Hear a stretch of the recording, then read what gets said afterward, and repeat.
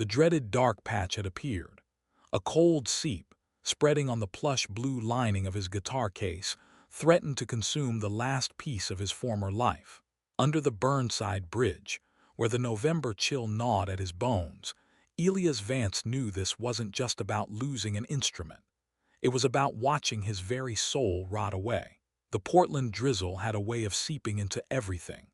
It wasn't a dramatic downpour, but a persistent, soul-dampening mist that clung to the concrete pillars and turned the world a uniform shade of gray. For Elias, this was the taste of his new reality. 6 months ago, he'd been adjusting acoustics in a state-of-the-art studio. Now, his most pressing concern was finding a dry patch of pavement and protecting his only possession of value, a Martin D-18, its spruce top darkened with age, resting inside the scarred and battered case. His mind flashed back to a different kind of decay. He remembered the sterile, glass-walled office of the record label, the air thick with the scent of ambition and expensive cologne. He'd poured his soul into arrangements for a promising new singer, crafting a sound both commercially viable and artistically daring. He'd built intricate layers, subtle harmonic shifts, his signature. The executive, Marcus Thorne, with a predator's smile, had called his work genius. Then, weeks later, the album dropped. The singer was a star, the songs were hits, and Elias' name was nowhere to be found. The credits listed Thorne and his in-house team as producers. His sound, his ideas, his very musical DNA had been stripped, polished to a commercial sheen, and sold as someone else's creation. The legal battle was a joke. His modest savings vanished against the label's army of lawyers. His studio, once his sanctuary, was repossessed. His reputation shattered. The betrayal was so total it had rewired his brain. It wasn't just the money, it was the violation. It was the realization that his art, the purest part of him, was just a commodity to be stolen. That's why he was here, under a bridge. The shelters, with their well-meaning but prying questions and crowded spaces, felt more dangerous than the cold. Here, at least, no one could take anything else from him. He pulled the thin, threadbare blanket tighter around his shoulders. The case wouldn't last another night like this. He remembered the face of the man at the downtown shelter last night, the apologetic shrug. "Sorry, man, full up, try again tomorrow." Tomorrow, the rain was forecasted to be even worse. He was facing the tangible, terrifying possibility of watching his last connection to himself rot away in his hands. Panic, cold and sharp, pierced through his weary resignation. He didn't seek the busier spots where other street performers vied for the clatter of coins. Instead, Elias found a secluded alcove beneath the bridge's deafening roar of traffic, a forgotten pocket of the city. He wasn't playing for an audience or for their pity. This was a ritual. His fingers, stiff with cold, found their familiar places on the fretboard. Then the music began. It wasn't the simple, three-chord strumming of a campfire song. It was a complex, intricate web of notes, a cascade of arpeggios and hauntingly rich harmonies that seemed impossible to coax from a single instrument. The melody was a lament, a story of loss and longing told without a single word. It was the sound of a symphony hall compressed into the damp air under a bridge, a private prayer offered up to the indifferent river. He played to keep the muscle memory in his hands alive. But more than that, he played to remind himself that the part of his soul that created beauty had not yet been extinguished. It was the one thing they hadn't been able to take. The final note hung in the air for a moment, a fragile jewel of sound, before being swallowed by the rumble of a passing truck overhead. The silence that followed was heavy, filled only by the rhythmic dripping of water from a rusted girder. Elias' fingers ached, the cold biting deeper now that the music had stopped. He looked down at the guitar case. The once sturdy case was now a wreck. The winter rain had worked its way into every seam, and the black Tolex was bubbling and peeling away from the sodden wood beneath. It looked like it was dissolving. A few blocks away, Clara May packed up her small, battery-powered amplifier. The applause, when it came, was polite but sparse. The change dropped into her open guitar case barely enough to cover dinner. It wasn't the money that stung, not really.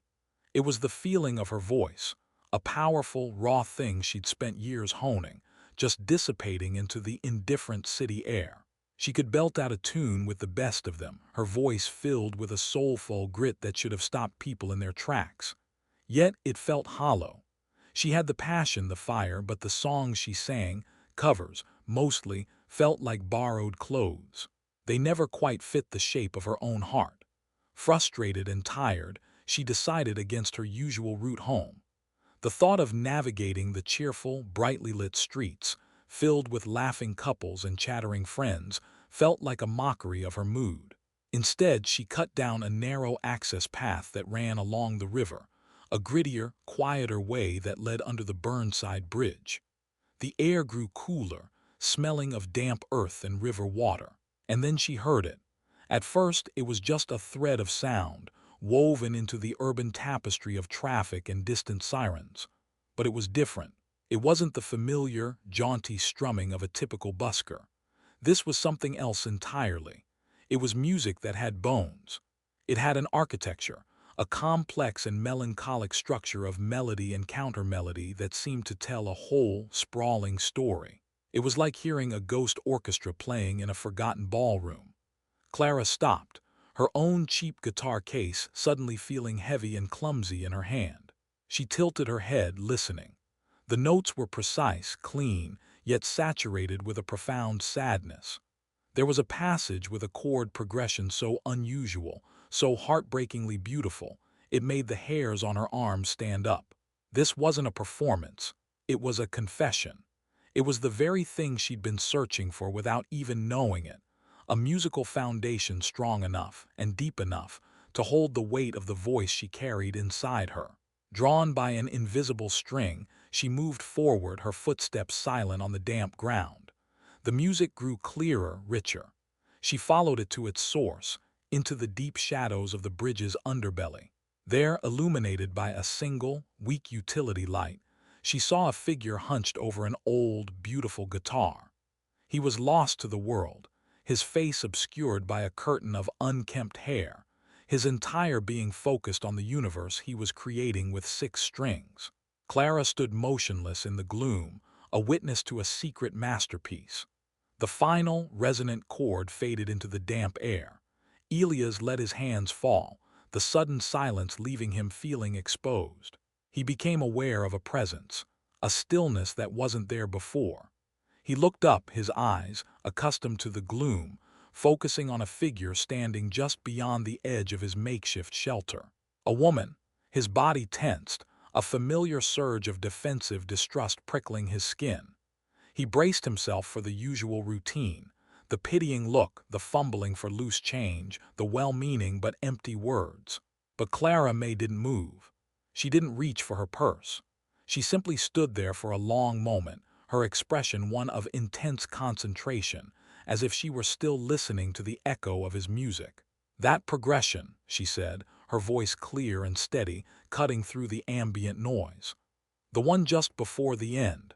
You went from A minor to a B-flat major 7th. That's not something you just stumble upon. That's a choice, a deliberate, heartbreaking choice." Elias stared at her, his jaw slackening in disbelief. She hadn't just heard his music. She had listened. She spoke its language. The defensive walls he had so carefully constructed around his heart didn't just crack, they vaporized. In that moment, she wasn't a stranger or a potential threat. She was a musician. She was an equal. "I'm Clara," she said, taking a careful step forward, her gaze respectful and direct. She gestured with her own guitar case. "I sing. I have a big voice, a loud voice." A shadow of her earlier frustration crossed her face. "But it's just noise without the right foundation. It's a house without a frame. I've been singing other people's songs for so long I've forgotten what my own soul sounds like." She looked from his face to his Martin guitar, her eyes filled with an artist's appreciation, not a collector's greed. "What you just played, that's the frame. That's the skeleton. It has the strength and the sorrow that I've been trying to find." Her next words were a gamble, spoken with a raw sincerity that left no room for pity. "I don't have money to give you. It wouldn't be right anyway. This is what I'm proposing, your arrangements, my voice. We become partners, we play together. Whatever we make, we split it 50-50, straight down the middle. The offer hung in the air between them, revolutionary in its simplicity. It wasn't charity, it wasn't a handout. It was a professional proposition, a collaboration founded on mutual artistic need. For the first time in what felt like a lifetime, someone wasn't trying to take something from Elias Vance. They were offering him a piece of themselves, a piece he desperately needed. It was a lifeline, but more than that, it was a profound act of validation. It was someone saying, clear as day, I see you, I hear you, and I need what you have. For a full minute, Elias said nothing. He was caught in a whirlwind of conflicting emotions. The part of him that had been wounded by Marcus Thorne screamed at him to refuse, to retreat back into the safety of his isolation. Trust was a currency he no longer possessed. But then he looked at Clara, at her earnest eyes, the way she clutched her own instrument not as a prop, but as an extension of herself. And he saw a reflection of his own artistic hunger. He saw the same desperate need to connect, to create something true in a world of noise. Okay, he finally breathed, the word feeling foreign on his tongue. Okay. The next few days were a blur of clandestine creation. They met under the bridge, their sanctuary now a rehearsal space. Elias, hesitant at first, slowly began to unfurl his compositions. He played her a piece he'd written years ago, a melody full of complex, shifting emotions he'd titled Ashen Lullaby. It was a song he'd never shown anyone, a piece of his soul he'd thought would die with him. As he played, Clara listened, not with a pen and paper but with her entire being. Then she began to sing. Her voice was everything she'd said it was and more. It was a force of nature, a raw, soulful torrent that could be both thunderously powerful and achingly vulnerable. But it wasn't wild. Guided by Elia's intricate guitar work, her voice found its focus, its purpose.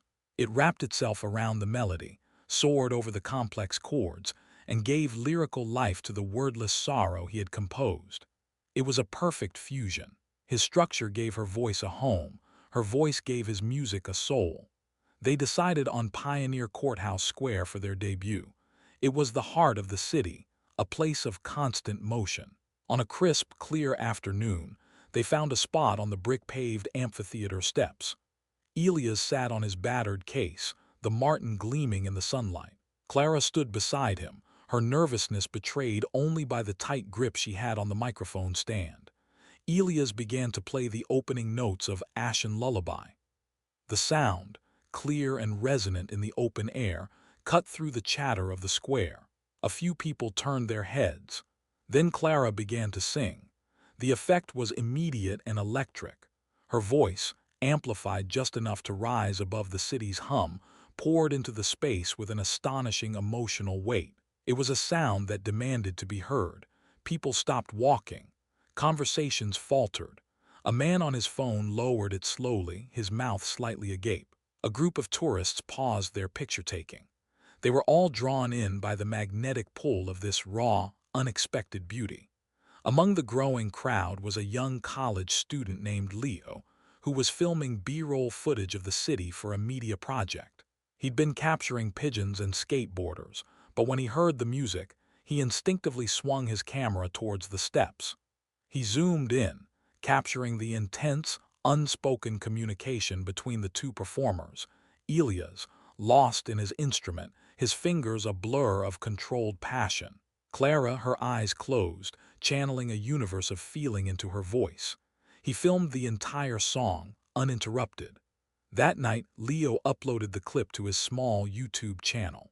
He struggled with a title before settling on something simple and true, the sound you've never heard on a street corner, Portland, Oregon. He posted it and went to bed. By morning, it had 1,000 views. By noon, 10,000. By evening, it was exploding. The comments section was a flood of pure, unadulterated awe. This isn't busking, this is a concert. His guitar playing is a whole orchestra. Her voice, I have chills. Who are these people? The video had gone viral. The video, shared across platforms with breathless captions.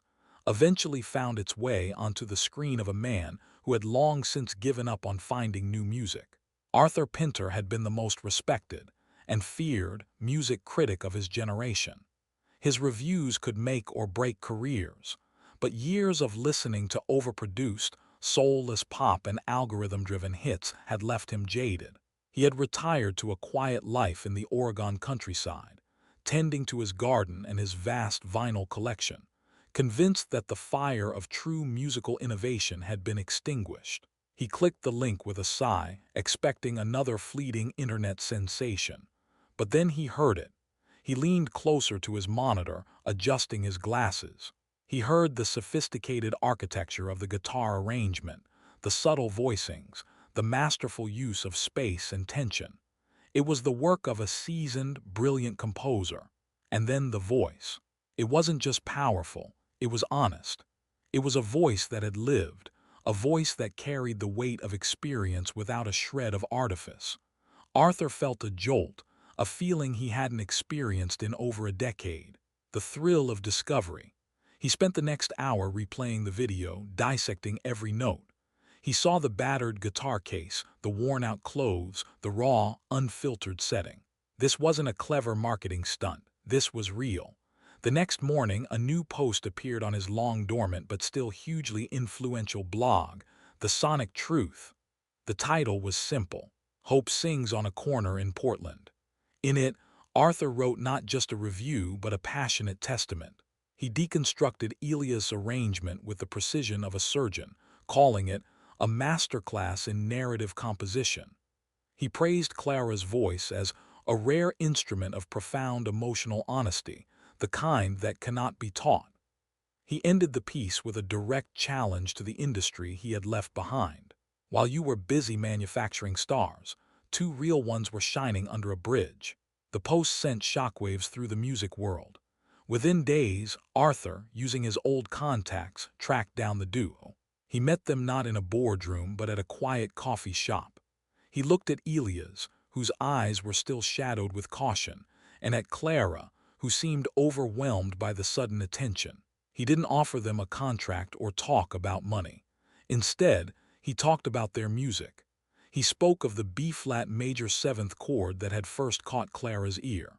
He spoke of the way her voice broke just so on the highest note, conveying a perfect sliver of vulnerability. He understood. "The big labels will come calling," Arthur said, his voice gentle but firm. "They will promise you the world, and they will try to sand down your edges until you fit into their box. I know a place that won't." He slid a business card across the table. It was for a small, fiercely independent record label based in Seattle, known for its unwavering commitment to its artist's vision. "Tell them Arthur Pinter sent you. They'll give you a home, not a cage." Several months later, the warm, soundproofed walls of a professional recording studio in Seattle replaced the cold concrete of the Burnside Bridge. The space smelled of wood, vintage electronics, and possibility. Elias sat behind a large mixing console, his face illuminated by the soft glow of the monitors. The deep lines of hardship around his eyes had softened, replaced by an expression of intense focus and quiet, profound joy. He wasn't just a musician again. He was a creator, a conductor, a producer in his rightful throne. Through the thick studio glass, he watched Clara in the vocal booth. She stood before a vintage Neumann microphone, headphones on, her posture confident and relaxed. She was singing a new song, another one of his compositions, but this time the lyrics were hers. They had become true partners, their creative processes intertwined. Their duo, now officially named Bridgeside Echoes, was a testament to their origin. As the final take concluded, Clara pulled off her headphones and looked at him, a wide, brilliant smile on her face. She gave him a thumbs up. He smiled back, a genuine, unburdened smile that reached his eyes. In that silent exchange, a world of gratitude and shared understanding passed between them. He had been saved not by a handout, but by a hand reaching out in artistic solidarity.